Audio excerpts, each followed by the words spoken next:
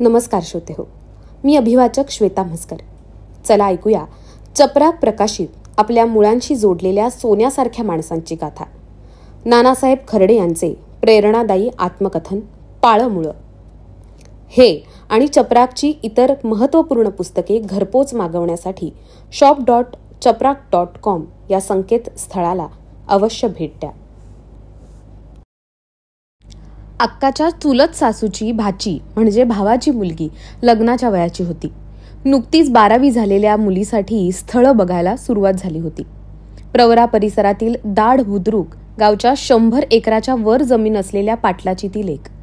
घरचा कारभारी असलेला तिचा चुलत भाऊ विठ्ठलराव पाटीलबा तांबे हा गावचा कारभारी व प्रवरा साखर कारखान्याचा संचालक आणि गावातील पहिला कृषी पदवीधर होता.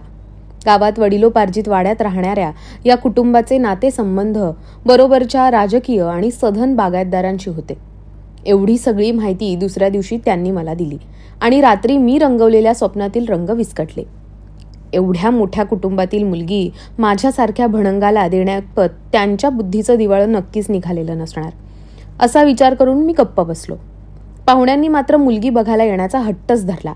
मग रविवारच्या सुटीला रजा जोडून मी दादांसोबत गावी गेलो. रविवारी मुलगी बघण्याचा कार्यक्रम झाला. साखरे कॉलनीतून निघतानाच मी सोबत मुसा अली चौगुलेचा गुलाबी शर्ट आणि रामदास मोरेचे बूट घेतले होते. याआधी मी कधीच शर्ट इन केलेला नव्हता, पण त्या दिवशी मुसाचा गुलाबी शर्ट घालून त्यावर माझी तपकिरी पॅन्ट घातली आणि शर्ट इन केला. पायात रामदासचे बूट घातले. जाताना धाकट्या संगमनेरला जीप थांबवून गुळगुळीत दाढी केली. त्यामुळे थोडासा रुबाबदार आणि नीटनेटका दिसायला लागलो. वाड्याच्या दालनातील बैठकीत 15-20 पाहुण्यांच्या उपस्थितीत मुलगी पाण्याचा तांब्या घेऊन पाटावर येऊन बसली. ज्येष्ठ म्हणून अक्काच्या नवऱ्यानं तिला प्रश्न विचारले. एवढ्या सगळ्या गर्दीत मला मुलीकडे बघायचा संकोच वाटत होता. सारे पाहुणे माझ्याकडेच बघत आहेत असं वाटायला लागलं आणि भिडस्त दुर्गुणापायी मुलगी बघायची राहूनच गेली. पल्ल्याड मुलीचीही तीच अवस्था झाली. 15-20 माणसांमध्ये मी नेमका कुठं बसलोय हे तिला परत जाईपर्यंत कळलंच नाही आणि एकमेकांना न पाहताच आमची पसंती झाली. मग मुलीकडील 7-8 पाहुणे मुलाचं घर बघायला झोळ्याला आले. अर्ध पत्र्याचं अर्ध मंगलोरी कौलं असलेल्या दुपाखी घरात शेजारच्या घरून आणलेल्या सतरंजीवर बसून बाईनं एकटीने बनवलेल्या जेवणाचा आस्वाद घेऊन पाहुणे निघून गेले. पांढऱ्या सफेद पोशाखात वावरणाऱ्या प्रतिष्ठितांना आमचा मळकट राजवाडा पसंतीला उतरला नसावा याची प्रचिती लगेचच आली. इतक्या सहजासहजी मला बोहल्यावर चढू द्यायचं नियतीच्या मनात नसावं. पाहुणे जेवून त्यांच्या घरी गेले आणि तिकडे जाऊन मुके होऊन बसले. जवळपास 1.5 महिना झाला. त्यांच्याकडून होकार नकार काहीच येईना. माझ्या वतीनं अक्काच्या नवऱ्यानं माझी पसंती न घेताच परस्पर मुलगी पसंत असल्याचं कळवून टाकलं होतं. आपण उगाचच घाई केली असं आता वाटायला लागलं. गरीबाला फार स्वाभिमान असतो म्हणतात, पण चडफडण्याच्या व्यतिरिक्त त्याच्या हातात काहीच नव्हतं. बाबाही गेला आणि दशम्याही गेल्या अशी माझ्या मनाची अवस्था झाली. पण पुन्हा चमत्कार झाला आणि पाहुण्यांकडून चक्क होकार आला. दादांनी मला पत्रातून सविस्तर कळवलं. त्यावेळच्या वरबापाच्या मानसिकतेमधून त्यांनी लग्नात मुलीकडून स्त्रीधन किती घ्यायचं याविषयी माझं मत विचारलं. या वेळेपर्यंत मी स्थळाविषयी बरंच चिंतन केलं होतं. आमच्या कुटुंबाला माधव मामा आणि अक्काचा नवरा हे 2 पाहुणे वगळता जवळचे कोणीच नातेवाईक नव्हते. वेळप्रसंगी धावून येईल अशी तालेवार परिस्थिती या दोघांचीही नव्हती. तशा अर्थानं आम्ही नात्यानंही गरीबच होतो. त्यामुळे दादांना पत्रात सविस्तर सूचना केल्या. कुठल्याही प्रकारची कुठलीच मागणी न करता मला या घराण्याशी फक्त नातेसंबंध जोडायचे आहेत. त्यांच्या राजकीय मोठेपणाचा फायदा मला पुढे होऊ शकतो, म्हणून तुम्ही मौन बाळगून लग्नाला होकार द्या असं दादांना सांगून टाकलं. त्यानुसार यथावकाश माझं लग्न झालं. 1988 साली 15 मार्चला गोरज मुहूर्तावर धूमधडाक्यात विवाह पार पडला. लग्नासाठी घेतलेली सुटी संपताच मी पुन्हा कामावर रुजू झालो. त्यानंतर 15 दिवसांनी बाईनं दादांच्या मागे भाऊचे जेवणाचे हाल होतात म्हणून त्याचं लग्न केलंय तेव्हा त्याची बायको त्याच्याकडे पोहोच करा असा आग्रह धरल्यामुळे कोल्हेवाडीच्या पाहुण्यांच्या जीपमध्ये संसारोपयोगी सामान आणि सौ सुनीता, दादा, कुसुम, धाकटे मेहुणे, भगवान एके दिवशी साखरे कॉलनीत पोहोचले. 2 दिवस पाहुणचार घेऊन सुनीता व धाकटी बहीण कुसुम वगळता सारेच झोळ्याला परतले. नंतर 1.5 महिना आमच्यासोबत राहून कुसुमही गावाकडे गेली. आता आम्ही दोघंच राहिलो, मी आणि सुनीता. साखरे कॉलनी ही कोकणातील नितांत सुंदर निसर्ग वनराईत वसलेली टुमदार वसाहत. चिंचणी जव्हार रस्त्याच्या कडेला तारापूर अणुऊर्जा केंद्र व भाभा अणु संशोधन केंद्रास पाणी पुरवठा करण्यासाठी बांधलेल्या धरणाच्या पायथ्याशी हिरव्या कोंदणात हरवलेली 25 घरांची सरकारी वसाहत. प्रत्येक क्वार्टरमध्ये 24 तास पाणी पुरवठा आणि कधीच खंडित न होणारा वीज पुरवठा. चहूबाजूनी आकाशाशी स्पर्धा करणारी उंचच उंच अशोक, सिल्व्हर ओक आणि निलगिरीची झाडं. कॉलनीत प्रवेश केला की मन सकारात्मक भावनांनी ओतप्रोत भरून जायचं. एक कमतरता मात्र निश्चित होती, ती म्हणजे इथं रस्त्यावर फारशी नसलेली माणसांची वर्दळ आणि वाणगाव रेल्वे स्टेशनपासून जवळजवळ 11 किलोमीटर अंतरात दिवसभरातील एसटी बसच्या 2 फेऱ्या वगळता दळणवळणाची कुठलीच नसलेली सोय. एखाद्या नवपरिणित जोडप्यानं मुद्दामहून मधुचंद्रासाठी निवड करावी असा एकांत असलेलं निसर्गरम्य ठिकाण. कुठल्याही पती पत्नीला मनोमिलनासाठी आवश्यक असणारा एकांत इथं ओसंडून वाहत होता. लग्न हा माझ्या आयुष्यातील वळण बिंदू ठरला. रोजच काळजीत व्यतीत होणाऱ्या आयुष्यपटानं कूस बदलली.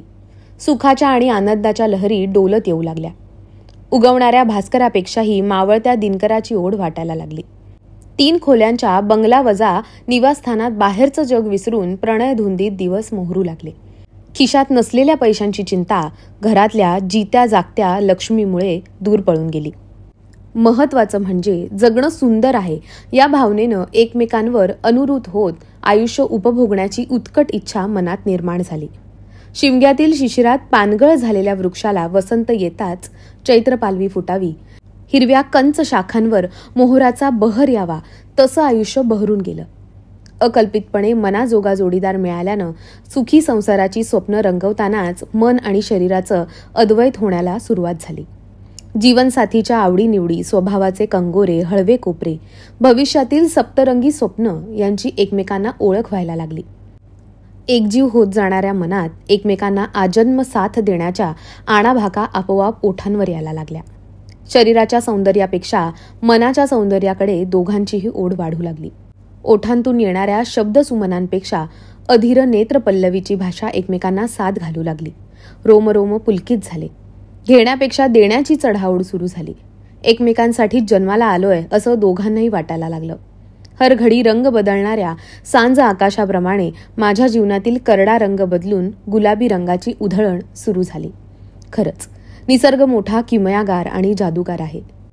प्रेम हाच मानवी मनाचा स्थायी भाव आहे.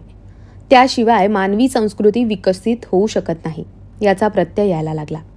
याच वेळी कासा गावानजीक वाघाडी या गावच्या शिवारात सूर्या उजवा तीर कालव्यावरील वितरिका क्रमांक 1 वर भूअंतर्गत PVC नळ योजनेचं काम सुरू झालं होतं. वाघाडी हे कडू नावाच्या माजी आमदारांचं गाव. कुठल्याही डामडौल नसणाऱ्या इतर आदिवासी कुटुंबासारखंच घर असणाऱ्या या कम्युनिस्ट माजी आमदाराच्या घरी बऱ्याचदा जाण्याचा योग आला. वृद्धत्वानं गात्र थकलेला हा समाज पुरुष कधी काळी आमदार असेल यावर प्रथम दर्शनी विश्वास बसायचा नाही. व्ही गंगा रेड्डी नावाच्या प्रामाणिक ठेकेदारानं मी सांगेल त्याप्रमाणे हे काम पूर्ण केलं. या कामाचं आर्थिक आणि साईटवरील मजुरांचं नियोजन बऱ्याच अंशी माझ्या हाताला एकवटलं होतं. त्यामुळे गुणवत्तापूर्ण काम करून घेता आलं. सिमेंट पाईप आणण्याकरिता सिल्वासा या केंद्रशासित गावी खूपदा गेलो. अनेकदा तलासरीला लागून असलेल्या वापी येथील गुजरात औद्योगिक विकास महामंडळाच्या अखत्यारीतील कारखान्यात जाण्याचा योग आला. नियोजनपूर्वक केलेल्या कामामुळे गंगा रेड्डीला अपेक्षेपेक्षा जास्त फायदा झाला. त्यामुळे त्यानं मलाही खुश केलं. पावसाळा सुरू झाल्यानंतर साईट बंद झाली. रविवारच्या सुट्ट्या जोडून जवळजवळ 1 आठवड्यासाठी मी आणि सुनीता गावी गेलो. लग्नानंतर पहिल्यांदाच घरी जात होतो. घरी गेल्यानंतर दादांशी चर्चा करून सासूरवाडीचा म्हणजेच तांबे पाटलांचा ट्रॅक्टर आणून गव्हाळीचं सपाटीकरण करायचं ठरवलं. त्यानुसार सासूरवाडीला जाऊन थोरल्या मेहुण्यांशी सल्लामसलत केली. जवळपास 20 दिवस डिझेल घालून ट्रॅक्टर चालवला. गव्हाळीत 3 प्लॉट तयार करून घेतले. त्याचवेळी तांबे पाटीलांकडे अतिरिक्त असणारी 5 अश्वशक्तीची विद्युत मोटार गव्हाळीतील विहिरीवर बसवली आणि पहिल्यांदाच गहू कांदा यांचं पीक घेतलं. गव्हाळी कायमसाठी बागायत झाली. दादा खूप खुश झाले. पावसाळ्यात कॉलनीत असतानाच आपण बदली करून गावाकडे जावं या माझ्या सुप्त इच्छेला आता धुमारे फुटू लागले. याच काळात मागचा पुढचा कुठलाच विचार न करता मी थेट मंत्रालयात धडकलो. मंत्रालयात 3ऱ्या मजल्यावर पाटबंधारे विभागात जाण्यासाठी प्रवेशद्वारावर पोहोचलो तेव्हा सिक्युरिटीनं मला अडवलं. पश्चिम बाजूकडील जिन्यानं 6व्या माळ्यावर जायला सांगितलं. मीही निघालो. लिफ्टनं 6व्या मजल्यावर पोहोचलो. खिशात ओळखपत्र असल्यानं अडचण आली नाही. तिथं शरदचंद्र पवार मुख्यमंत्री अशी पाटी होती. दरबानाकडे चौकशी केली तेव्हा त्यानं साहेब वर्षा बंगल्यावर असल्याचं सांगितलं. मी खाली उतरलो आणि टॅक्सीनं वर्षा बंगल्यावर गेलो. बंद असलेलं आडवं पिवळसर गेट सरकवून मी आत गेलो. खरं म्हणजे मला कुणीच अडवलं नाही, पण 2 पोलिसांनी मला गेटमधून बाजूला व्हायला सांगितलं. तेव्हा मी डोळ्यांनी आणि बोटांनी त्यांना का असं विचारलं. तेव्हा समोरील गॅरेजमधून येणाऱ्या गाडीत ताई असून त्या कॉलेजला चालल्या आहेत असं समजलं. याचा अर्थ सुप्रियाताई 1988 साली कॉलेज कन्या होत्या. मग मी सिक्युरिटीला मुख्यमंत्री साहेबांना भेटायचंय असं सांगितलं. तेव्हा त्यांनी साहेब दौऱ्यावर असल्याचं सांगितलं. नाराज होऊन चर्चगेटला आलो. तिथून पश्चिम रेल्वेनं वाणगाव स्टेशनला उतरून रात्री 8 वाजता कॉलनीत पोहोचलो. पण अशा प्रकारे बदल्या होत नाहीत हे कालांतरानं मला उमगलं. दिवाळीनंतर पुन्हा साईट सुरू झाली. यावर्षी माझ्याकडे सूर्या डावा तीर कालव्यावरील लाभक्षेत्राचं सर्वेक्षणाचं काम देण्यात आलं. मुंबई अहमदाबाद हायवेवरील तवा या गावी तत्कालीन पाटबंधारे उपमंत्री शंकर सखाराम नम यांच्या गोठ्यात आमच्या सर्व्हे कॅम्पचा तळ पडला. सुधाकर सोनावणे, प्रकाश चव्हाण, कैलास म्हात्रे आणि नारायण कोरडे हे 4 स्थापत्य अभियांत्रिकी सहाय्यक तिथं मुक्कामाला थांबायचे. मला आठवड्यातून एकदा त्यांना मार्गदर्शन करण्यासाठी जावं लागे. याच वेळी उजव्या कालव्यावरील पिंपळशेत शिवारातील मायनर क्रमांक 9 वरील भूअंतर्गत पीव्हीसी नळ योजनेचं अंदाजपत्रक मंजूर होऊन निविदा प्रक्रिया सुरू झाली होती. पुढं हे काम मुंबईच्या एका कंपनीनं घेतलं. या अगोदर मायनर क्रमांक 4 व 5 वरील कामही या फर्मच्या आडून जलसंपदा खात्यातील उच्च पदस्थ अधिकाऱ्याच्या नातेवाईकानं घेतलं होतं. हा नातेवाईक त्या उच्च पदस्थाच्या नात्याचा गैरफायदा घेऊन उपविभागातील कर्मचाऱ्यांना वापरून घेत होता. त्याबरोबरच तत्कालीन अभियंता आपल्या बेरोजगार भावाला ठेकेदारीच्या धंद्यात स्थिर स्थावर करण्याचा प्रयत्न करत होता. याचा त्रास साऱ्याच कर्मचाऱ्यांना होत असल्याने त्यांच्यात कमालीचा असंतोष होता. तशातच या अधिकाऱ्याने काही विघ्नसंतोषी कर्मचाऱ्यांना हाताशी धरून आपल्या मार्गात आडवे येणाऱ्यांना त्रास देण्यास सुरुवात केली. याचा अतिरेक झाल्यावर संबंधितांवर वाणगाव पोलीस ठाण्यात तक्रार दाखल केली. तक्रार दाखल करणाऱ्यांमध्ये मी, तानाजी चिखले, जयराम गावडे हे इंजिनियर होतो. पुढं बरीच भवती झाली. पालघर डिव्हिजनमधील उपकार्यकारी अभियंता प्रमोद गुजराथी पोलीस स्टेशनला आले. आमची मनधरणी केली. त्यामुळे पुढील कारवाई टळली. थोड्याच दिवसात पालघर विभागाच्या प्रमुखपदी बा.शं. राऊत जाऊन के.एन. गोठे हे कार्यकारी अभियंता बदलून आले. आम्ही तिघांनी त्यांच्या बोरिवली येथील निवासस्थानी जाऊन त्यांना डेप्युटी इंजिनियरचे सारे काळे कारनामे विशद केले. के.एन. गोठे हे कार्यकारी अभियंता या पदाबरोबरच कोकण प्रदेशाचे मुख्य अभियंता आर.जी. कुलकर्णी यांचे धार्मिक कार्यातील पुरोहित असल्याची चर्चा होती. माझ्याकडील पिंपळशेत शिवारातील मायनर क्रमांक 9च्या कामाची तसेच उपविभागातील इतर कामांची चौकशी दक्षता विभागामार्फत लागली. उपविभागात शिरजोर झालेला ठेकेदार आणि त्याला साथ देणारा डेप्युटी इंजिनियर यांच्यामुळेच सर्वांना त्रास होऊ लागला. मी कार्यकारी अभियंता के.एन. गोठे यांची भूविकास विभाग क्रमांक 2 पालघर या कार्यालयात जाऊन भेट घेतली आणि या त्रासापासून वाचवण्याची विनंती केली. तेव्हा त्यांनी पालघर येथील उपविभागात बदली करण्याचं आश्वासन मला दिलं. या आश्वासनामुळे माझ्या मानगुटीवर बसलेल्या डेप्युटी इंजिनियरच्या भूताला मी घाबरेनासा झालो. 1983 साली मी नोकरीवर रुजू झालो. तेव्हा कार्यालयातील 95% कर्मचारी वर्ग पोरसवदा आणि अविवाहित होता. 25 कर्मचाऱ्यांपैकी हा डेप्युटी इंजिनियर व राजाराम आवटे हे कनिष्ठ अभियंताच फक्त वयाने पोक्त आणि विवाहित होते. ग्रामीण भागातून आलेल्या गरीब आणि गरजू मुलांना त्या डेप्युटीने आपल्या जरबेत आणि धाकात ठेवलं होतं. जगाशी कुठलाच संपर्क नसणाऱ्या दुर्गम आदिवासी भागात त्याची हुकुमशाही सुखनैव सुरू होती. एका उन्हाळ्यात लाभक्षेत्र सर्वेक्षणासाठी आमचा कॅम्प साखरे कॉलनीपासून 27 किलोमीटर पूर्वेला असलेल्या सूर्यानगरच्या वसाहतीतील H1 निवासस्थानात पडला होता. एकदा शनिवार रविवार जोडून घेतलेल्या रजेच्या कालावधीत मी आणि कनिष्ठ अभियंता रामदास मोरे ज्याच्या त्याच्या गावी गेलो होतो. रजा संपून रविवारी रात्री मुख्यालयात येण्याऐवजी मी सोमवारी सायंकाळी 5:30 वाजता जव्हार दांडी बसनं सूर्यानगर कॅम्पला पोहोचलो. माझ्यानंतर 15 मिनिटांनी रामदास मोरे मुंबईहून कॅम्पवर आला. कॅम्पवर असलेल्या कर्मचाऱ्यांनी डेप्युटी इंजिनियर साहेबांनी 4:30ला कॅम्पला भेट दिल्याचं सांगितलं. हे ऐकल्यावर आमचे धाबे दणाणले. मी आणि रामदास फार हादरून गेलो. आपली नोकरी आता जाणार या काळजीनं दोघांनाही घाम फुटला आणि दोघांनीही इतक्या उशिरा साखरे कॉलनीत जाऊन साहेबांची माफी मागायचं ठरवलं. मिळेल त्या वाहनानं दोघंही 5 किलोमीटर अंतरावरील कासा या गावी आलो. साखऱ्याला जायच्या कुठल्याच सार्वजनिक वाहनाची सोय नव्हती, कारण जव्हार दांडी ही संध्याकाळची एकमेव बस निघून गेली होती. कासा इथल्या सायकलच्या दुकानातून भाड्यानं 2 सायकली घेतल्या. लगबगीनं सायकलवर टांग मारून साखऱ्याला जायला निघालो. 7 किलोमीटर गेल्यावर जव्हार डहाणू रोड सोडून वाणगाव रोडला लागल्यावर अंधार पडायला सुरुवात झाली. अजून 15 किलोमीटर जायचं होतं. या अंतरातच ऐनाचा घाट आणि साखऱ्याचा घाट असे 2 घाट ओलांडायचे होते. प्रवासावरून आल्यामुळे दोघांच्याही पोटात काही नव्हतं, पण नोकरी पुढं भूक नगण्य होती. आता किर्र अंधार पडला. रस्त्या नेहमीच्या पाहण्यातल्या असल्यानं सायकल चालवायला अडचण येत नव्हती. एकदाचे रात्री 9:30 वाजता आम्ही दोघंही साखरे कॉलनीतील गेटवर पोहोचलो. कॉलनीचा चौकीदार ठाकूर रेडिओवर गाणी ऐकत मोरीच्या दगडी भिंतीवर बसला होता. त्याच्याशी बोलून आम्ही तडक साहेबांच्या घरी गेलो. एवढ्या रात्री आम्ही सूर्यानगरवरून आल्याचं पाहून त्यांना आश्चर्य वाटलं, पण बेरकी स्वभावाच्या त्या इसमानं परिस्थितीचा अंदाज घेऊन आमची आर्जव ऐकण्याचा आनंद घेतला. साहेब, तुमच्या पाया पडतो, पण आमची नोकरी घालवू नका. परत अशी चूक आम्ही करणार नाही. असं बरंच काही आम्ही दोघं साहेबांना विनवत होतो. तो आमच्या अडाणीपणाचा आणि लाचारीचा असुरी आनंद घेत होता. त्यानं तथास्तु म्हटलं आणि आम्ही निवासस्थानाच्या बाहेर पडलो. साळुंखे नावाच्या शिपायाकडं जेवण करून रात्री आमच्याच क्वार्टर्समध्ये मुक्काम केला. सकाळी वाणगाव येथील सूर्या प्रकल्पावर कालव्याच्या साईटवर जाणाऱ्या डंपरमध्ये सायकली टाकून कासा इथं गेलो आणि तिथूनच सर्वेक्षणाच्या टीमबरोबर कामाला लागलो. 1984 साली डेप्युटी इंजिनियरला इतकं घाबरणाऱ्या ज्युनियर इंजिनियरनं 1989 साली त्याच्यावर बेडरपणे पोलीस स्टेशनमध्ये गुन्हा दाखल केला होता. ही मी केलेली मानसिक प्रगतीच होती. 1988च्या दिवाळीत गावी गेलो तेव्हा सुनीताची गुड न्यूज सासरी माहेरी जाहीर झाली होती. सुनीता जेव्हा जेव्हा सासरी झोळ्याला राही तेव्हा तेव्हा तिचं आणि माझ्या धाकट्या बहिणीचं रजनीचं चांगलंच सुटजुळे.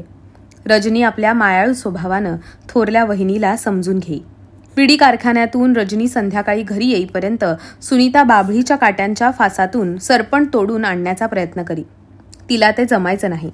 स्वयंपाकही सराईतपणे यायचा नाही. तिनं तिच्या माहेरी वाड्यात कधीच एकटीनं स्वयंपाकाचा भार पेललेला नसल्यानं तिची सासरी तारांबळ उडे. रजनी तिला भावजईपेक्षा थोरल्या बहिणीच्या नात्यानं सांभाळून घेई. एखाद्या शनिवारी वहिनीला घेऊन संगमनेरच्या माधव किंवा राजस्थान थिएटरात सिनेमा पाहायला जाई. सुनीताला या मुक्त जगातील संचाराचा भलता आनंद होई. तिचं माहेर तालेवार असलं तरी तिला मनमोकळेपणानं कुठंही जाण्याचं, खाण्याचं, वागण्याचं स्वातंत्र्य नव्हतं. ते तिला सासरी मिळालं. धाकट्या बहिणींपैकी रजनीला वागण्याची समज होती. शेंडेफळ कुसुम अगदीच बालिश होती. 4 नंबरची विजया त्याही वेळी सुनीताला आडपडद्यानं टोमणे मारी. सुनीता मला सांगायचा प्रयत्न करी तेव्हा मी ते ऐकून न ऐकल्यासारखं करायचो. 21 मे 1990ला सुनीताचा धाकटा भाऊ भगवानराव तांबे यांचं लग्न झालं. त्याच्या आधी 13 मे 1989 रोजी श्रीरामपूरच्या तुपे हॉस्पिटलमध्ये मला मुलगी झाली. बाळणपणासाठी सुनीता आधीच गावी आली होती. डिलिव्हरी तारखेच्या आसपास कुठलंच पत्र न मिळाल्यानं मी रजा टाकून गावी आलो होतो. पत्र तिकडं साखऱ्याला पोहोचलं आणि मी गावी. तेव्हा मुलगी झाल्याचं वर्तमान मला कळल्याबरोबर माझ्या कपाळावर आठ्या पडल्या. काळ्या मळ्यातील आणि गव्हाळीतील बागायत आता चांगलंच फॉर्मात आलं होतं. पण उन्हाळी हंगामात दोन्ही विहिरी तळ गाठायच्या. त्यामुळे ऊसासारखं बारमाही नगदी पीक किंवा शाश्वत नफा देणारा टॉमॅटोसारखा उन्हाळी भाजीपाला घेता येत नव्हता. या दरम्यान 1989च्या दिवाळीसाठी घरी गावी आलो होतो. त्याचवेळी झोळे गावातील शेतकऱ्यांचा 5 किलोमीटरवरील प्रवरा नदीवरून शेतीसाठी पाईपलाईन आणण्याचा विचार सुरू झाला होता. सगळ्यांच्या संगनमतानं बागेश्वर सहकारी पाणी वाटप संस्थेची नोंदणी करण्यात आली. गावातील जवळपास 100 एकराला पाणी पुरवठा करण्याचं नियोजन होतं. एका एकरासाठी 1 शेअर अशा पद्धतीनं भाग भांडवल गोळा करण्यात आलं. दादांनी 3 एकरांसाठी 3 शेअर घेतले. भंडारदरा धरणाचं अकोले व संगमनेर या तालुक्यांच्या वाट्याचं 30% पाणी ऑगस्ट 1988 साली भाऊसाहेब थोरात आणि मधुकरराव पिचड यांनी शासनाशी संघर्ष करून मिळवलं होतं. हे पाणी तालुक्यातील शेतकऱ्यांच्या शेतापर्यंत पोहोचवण्यासाठी भाऊसाहेब थोरात या द्रष्ट्या नेत्यानं सायफनची अर्थात पाईपलाईनची मोठी मोहीमच हाती घेतली होती. राजकारणापेक्षा समाजकारणात रमणाऱ्या या नेत्यानं पाईपलाईन योजना पूर्ण करण्यासाठी जिल्हा सहकारी बँकेच्या माध्यमातून मोठी चळवळ उभी केली. दिवाळीच्या काळात जिल्हा बँकेच्या संगमनेर मार्केट यार्ड शाखेच्या सभागृहातील तालुक्यातील सहकारी पाणी पुरवठा योजनेतील पदाधिकाऱ्यांची बैठक घेण्यात आली होती. त्या बैठकीला मीही उपस्थित होतो. व्यासपीठावर भाऊसाहेब थोरात, लहानू दगडू गुंजाळ, कारभारी अहिलाजी चौधरी आणि तालुक्यातील सहकारातील अग्रणी मार्गदर्शन करत होते. त्यांचं चिंतन आणि मार्गदर्शन ऐकल्यानंतर शासनाच्या माध्यमातून मी आदिवासींसाठी करत असलेल्या पाईपलाईनच्या कामासारखंच संगमनेर तालुक्यात सहकारातील नेते शेतकरी स्वखर्चानं शेती ओलिताखाली आणण्यासाठी प्रयत्न करत होते. शासन आणि सहकार यांनी एकमेकांच्या हातात हात घालून विकासाचं काम केलं तर जिरायत भागातील शेतकरी ऊर्जितावस्थेत यायला वेळ लागणार नाही, असंही मनाला वाटून गेलं. आदिवासी समाजासाठी जी गोष्ट शासन पाटबंधारे विभागामार्फत आदिवासींना शेतापर्यंत विनामूल्य पुरवत होतं, त्याच गोष्टीसाठी घाटावरच्या शेतकऱ्यांना खिशातून पैसे मोजावे लागत होते. याशिवाय पाणी उचल परवानगी, वीज पुरवठा मंजुरी, बँकेतून कर्ज मंजुरी आणि त्यांच्या शेतातून पाईपलाईन जाणार आहे त्यांना नुकसान भरपाई अशा अनेक समस्यांना तोंड द्यावं लागत होतं. रुमालाच्या विहिरीवरील उपलब्ध पाण्यावर काळ्या वावरात चांगलं पीक येत होतं. समाजातल्या इतर भावकीसारखीच आमची भावकी होती. इतरांच्या दुःखानं सुखावणारी आणि शेजारच्या सुखानं जळफळणारी. शेतीसाठी वेळेवर मिळणाऱ्या भांडवलामुळे चांगलं उत्पन्न दादांच्या हाती येत होतं. त्यामुळे एका भाऊबंदानं ऐनवेळी रस्ता अडवला. वाद झाला, भांडण टिपेला पोहोचलं आणि प्रतिस्पर्ध्यांच्या पोटातील बात ओठांवर आली. ज्याच्या जीवावर तू उड्या मारतोयस ना, एक दिवस त्यालाच संपवतो. हे बोल ऐकताच दादा संतापानं बेभान झाले. त्याच्यापर्यंत पोहोचायला तुला माझ्या मढ्यावरून जावं लागेल. हिम्मत असेल तर त्याला हात लावून दाखव. दादांनी सज्जड दम भरला.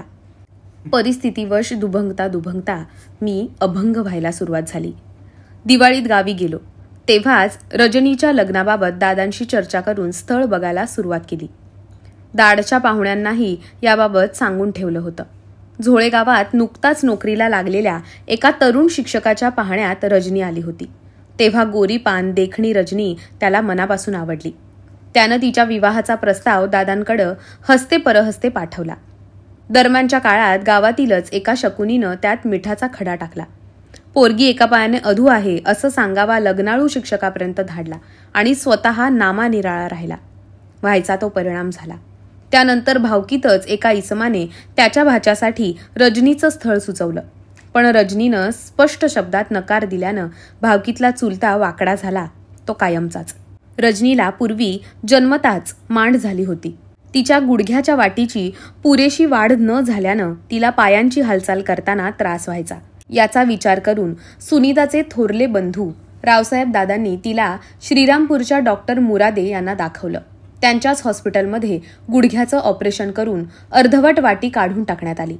मी आणि सुनीता आठवडाभर रोज रात्री रजनीजवळ दवाखान्यात मुक्कामाला थांबायचो. 8 दिवसानंतर तिला दाडच्या वाड्यात ठेवण्यात आलं. तिथं सुनीताची आई आणि वहिनी यांनी महिनाभर गुडघ्याला मसाज करून वेळोवेळी श्रीरामपूरला मुरादे हॉस्पिटलला त्यांच्या जीपमधून नेलं. त्यानंतर रजनी नीट झाली.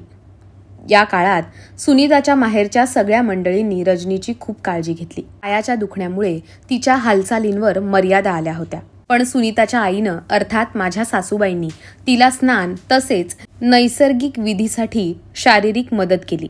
दाडच्या तांबे पाटीलांनी उमरी बाळापूरच्या उंबरकर परिवारातील एक स्थळ सुचवून तिथं रजनीच्या लग्नाचं निश्चित केलं. उमरी शिवारात पाटाखाली बागायती जमीन आणि इतरही 2-3 ठिकाणी मुबलक पाणी तसंच विपुल क्षेत्राचे मालक असणाऱ्या रायभान यशवंता उंबरकर या जेमतेम शिकलेल्या पण व्यवहारी शहाणपण असणाऱ्या मुलाबरोबर 1989च्या डिसेंबरमध्ये लग्नाची तारीख ठरली. मी आणि सुनीता रजा टाकून घरी आलो. लग्नाचा दिवस उगवला, पण लग्नाची कुठलीच धामधूम लग्नघरी दिसत नव्हती. संध्याकाळचे 6 वाजले आणि दाढ भरून मंडप, आचारी, जेवणाचं साहित्य, पाण्यासाठी श्रीरामपूर दूध संघाचा टँकर, विवाहासाठी लागणारं सारं साहित्य घेऊन 2 ट्रॅक्टर दारात येऊन उभे राहिले. आदल्या दिवशी लग्नाचं जेवण बनवण्यासाठी चुलांगण घेण्यासाठी भाऊबंधांना बोलावणं पाठवलं, पण त्यांनी अघोषित बहिष्कार टाकला. मग रावसाहेब दादांनी स्वतः कपडे काढून टिकाव हातात घेऊन चुलांगणासाठी खोदायला सुरुवात केली. हे बघितल्यावर आपल्या वाचून काही अडणार नाही हे लक्षात येताच भावकी गोळा झाली. तरीही रात्री जेवणाला पाणी घेण्यासाठी ओढ्यावरच्या विहिरीवरील मोटार चालू केली तेव्हा मळईत येणारा पाईप गायब करून एक हितचिंतक कुठंतरी लपून बसला. शिक्षकाचं स्थळ लांबवणाऱ्या शकुनीनं त्याला पाठबळ दिलं. दुसऱ्या दिवशी ज्याच्या भाच्याला रजनीनं नाकारलं तो भावकीतला सद्गृहस्थ खुलेआम बहिष्काराचं आवाहन भावकीला करू लागला. हा प्रकार थोरले मेहुणे रावसाहेब दादांच्या ध्यानात आला. त्यांनी धाकटा भाऊ भगवान यास फोन करून लग्नात मदतीसाठी त्यांची मित्रमंडळी बोलावून घेतली. रात्री कडाक्याच्या थंडीत बुंदीचा स्वयंपाक चालू होता. घरात पांघरुणाची वानवा होती. मी आणि रावसाहेब दादा खतांच्या रिकाम्या गोण्यांपासून तयार केलेल्या फाळ्यावर झोपलो. तोच प्लॅस्टिकचा कागद उलटा करून अंगावर घेतला. दोन्ही मेहुण्यांनी रात्र कुडकुडत काढली. कोणाकडे तक्रार करावी अशी परिस्थिती नव्हती. दुसऱ्या दिवशी भटजी पण दाढवरून आला. लग्नात पाहुण्यांना वाढण्यासाठी वाढपे दाढवरूनच आणले. रावसाहेब दादांनी केलेल्या नियोजनानुसार लग्न पार पडलं. एकूण 35,000 रुपये खर्च आला. माझ्याकडे 1 रुपयाही नव्हता. लग्नासाठी झालेला खर्च फेडण्यासाठी मला 2 वर्षापेक्षा जास्त कालावधीचा पगार मोजावा लागणार होता. दाढच्या पाहुण्यांनी सगळा खर्च स्वतः केला. त्याबरोबरच लग्न कार्यही तडीस नेलं. दादा मनोमन खुश झाले. रजनीचं लग्न होऊन ती सासरी गेली. भरलेलं घर खाली झालं. आता घरात बाई, दादा, विजया, सुधीर आणि कुसुम हे 5च जण उरले. 3ही भावंड शाळेत जात होती. बाई आणि दादा अजूनही विडी कारखान्यात जातच होते. माझं लग्न झाल्यानंतर सासूरवाडीच्या पाहुण्यांनी मला कोकणातून अहमदनगर जिल्ह्यात आणण्यासाठी प्रयत्न सुरू केले. त्याचाच एक भाग म्हणून श्रीरामपूर दुग्ध जिल्हा मध्यवर्ती सहकारी संघाचे तत्कालीन चेअरमन रावसाहेब नाथाजी म्हस्के यांनी त्यावेळचे पाटबंधारे मंत्री पद्मसिंह पाटील यांना पत्र दिलं. रावसाहेब पाटील म्हस्के हे सुनीताचे थोरले बंधू रावसाहेब तांबे यांचे मोठे साडू होते. त्यामुळे घरातीलच काम असल्यानं पद्मसिंह पाटीलांशी घरोब्याचे संबंध असल्यानं मला बदलीची आशा निर्माण झाली.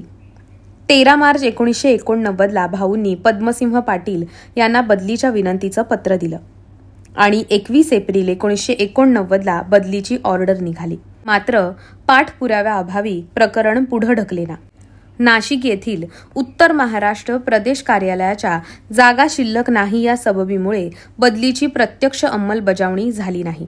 मग रावसाहेब दादांनी त्यांचे डेप्युटी इंजिनियर मामा प्रभाकर निर्मळ यांची भेट घेतली. निर्मळ मामांनी मुख्य अभियंता कार्यालयातील अधीक्षक तुशंग ठाकूर यांची भेट घेतली. त्यांच्या सल्ल्यानुसार रावसाहेब दादांनी प्रकरणाला पुन्हा रेटा देण्यासाठी 15 जानेवारी 1990 रोजी खासदार बाळासाहेब विखे पाटील यांचं नाशिकच्या मुख्य अभियंत्यासाठी पत्र घेतलं. त्याआधी भाऊंनी पद्मसिंह पाटील यांना 5 जुलै 1989ला पुन्हा पत्र दिलं होतं. एवढ्या सगळ्या गोष्टी घडत असताना मला साखरे कॉलनीत गावाकडे घडणाऱ्या घडामोडींची जराशीही कल्पना नव्हती. दिनांक 21 फेब्रुवारी 1991ला रात्री पालघर विभागातून आलेल्या नेहमीच्या शासकीय टपालात श्री NB खर्डे कनिष्ठ अभियंता यांना 28 फेब्रुवारी 1991 रोजी कार्यमुक्त करण्याचे आदेश आले होते. दुसऱ्या दिवशी सकाळी कार्यालयात मला आणि सहकार्यांना ही बातमी समजली. ती रात्र आनंदातच तरंगत गेली. आमच्या डेप्युटी इंजिनियरनं कुठलीही आडकाठी घालू नये म्हणून कार्यकारी अभियंत्यांनी बदली आदेशात मला त्वरित कार्यमुक्त करण्याचं स्पष्टपणे नमूद केलं होतं. नेमकी याच काळात मनोर लघु पाटबंधारे तलावाच्या लाभक्षेत्रातील 22 लाख रुपयांच्या भूअंतर्गत PVC नळ योजनेच्या कामाची निविदा प्रक्रिया सुरू झाली होती. जवळपास 1 वर्ष खपून मी सर्वेक्षण करून अंदाजपत्रक बनवून त्यास मुख्य अभियंता मुंबई यांची मान्यता मिळवण्यासाठी परिश्रम घेतले होते. बदलीचे आदेश आल्यानंतर कार्यकारी अभियंता KN गोठे यांनी मार्चपर्यंत एखादं देयक ठेकेदारास अदा करेपर्यंत थांबण्याची विनंतीवजा सूचना केली. पण पुढील काळात बदलीच्या आदेशाबाबत विपरीत घडायला नको म्हणून मी त्यांना नम्रपणे नकार दिला. कार्यकारी अभियंत्यांना एवढं मोठं काम डेप्युटी इंजिनियरला करून द्यायचं नव्हतं, म्हणून त्यांनी या कामाचा कार्यभाग साखरे कॉलनीतील कनिष्ठ अभियंत्यास न देता पालघर उपविभागातील श्रीहरी बांगर या सहाय्यक अभियंत्यास देण्याचे आदेश मला दिले. मला कायमच त्रास देणाऱ्या डेप्युटी इंजिनियरच्या हातातोंडाशी आलेला आत्तापर्यंतचा सर्वात मोठा घास कार्यकारी अभियंत्यांनी हिसकावून घेतला आणि एकदाचा मी कोकणातून कार्यमुक्त होऊन पारनेर तालुक्यातील जवळा येथील कुकडी लाभक्षेत्र विकास उपविभाग क्रमांक 4 या कार्यालयात 4 मार्च 1991 रोजी हजर झालो.